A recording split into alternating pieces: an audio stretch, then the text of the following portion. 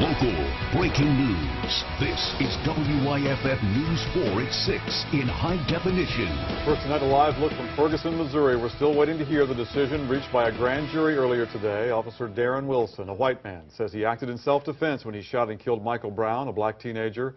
The shooting set off weeks of protests. Now, a lawyer for the Brown family says the jury has made a decision on whether to charge Officer Wilson, and again, we're waiting to hear that decision. And in Greenville, Reverend Jesse Jackson spoke about a variety of things this morning, including Ferguson. He says he wants to see peaceful protests nationwide.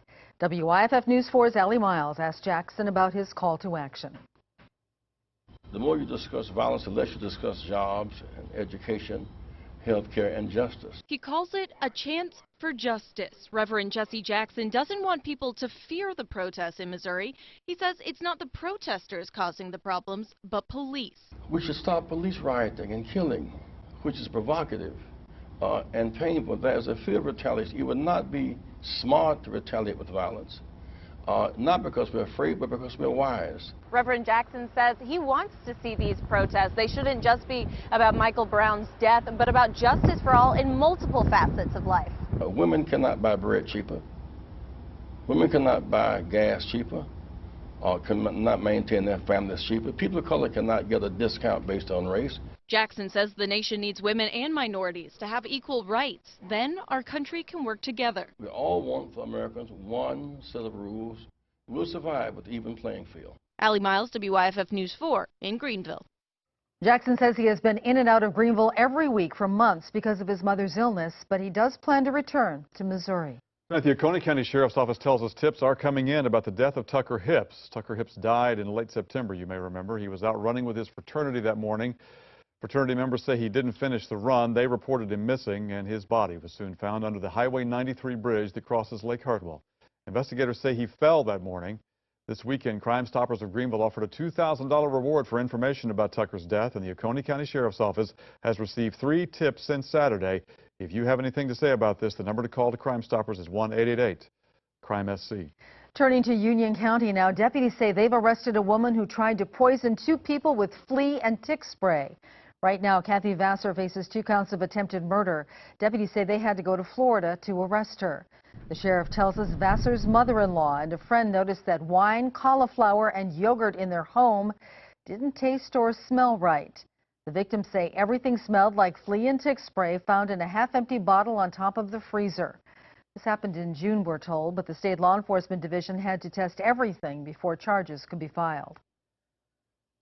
You just need to be aware always of your surroundings and who has access to your home. It's a situation that's not normal for us to have to deal with, but we don't live in normal times anymore. The sheriff says deputies responded to an issue with the same group of people the night before the poisoning incident. Fire damaged an Easley Pizzeria this morning. It's Michael's Pizzeria on Northeast Main Street. The Easley Fire Chief tells us the call came in just before 6:30 this morning. He says someone walked by the store and saw the small fire inside the door.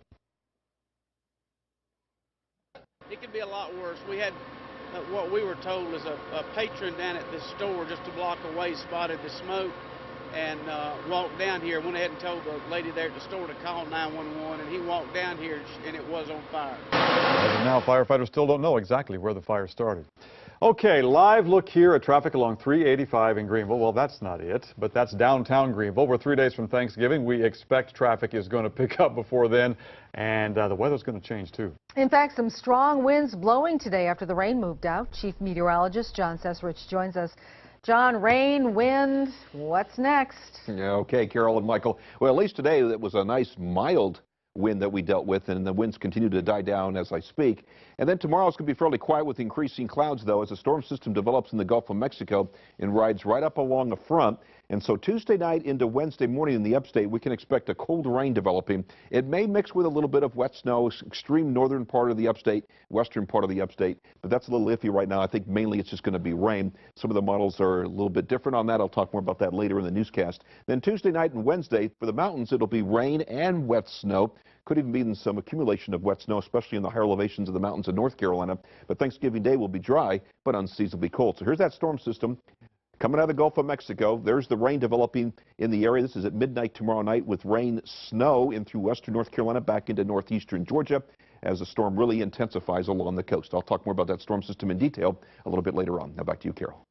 Thank you, John. Scams can happen any time of year, of course, but as we get closer to the holidays, more and more are popping up. WYFF News 4's Mandy Gaither was live and local in our Anderson newsroom. Mandy, there have been numerous complaints to deputies already, right? Both here in Anderson County and in Oconee County, but it's happening all over, and deputies say it's probably going to get worse the closer we get to the holidays.